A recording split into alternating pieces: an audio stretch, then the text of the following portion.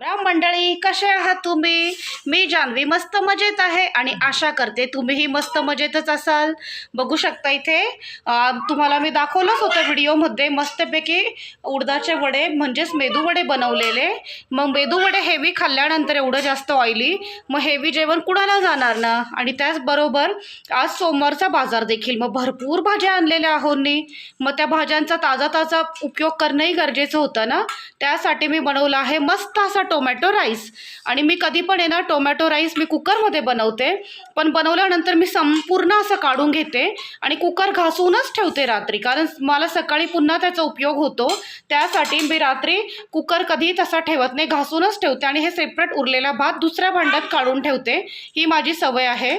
तर बघू शकता मस्त असं गरमागरम टोमॅटो भात, त्याचबरोबर वांगेही टाकलेले आहे आणि तूप मी असं थोडं थोडं करून काढते, कारण माझं पाकिटचं दूध आहे तर जास्त तूप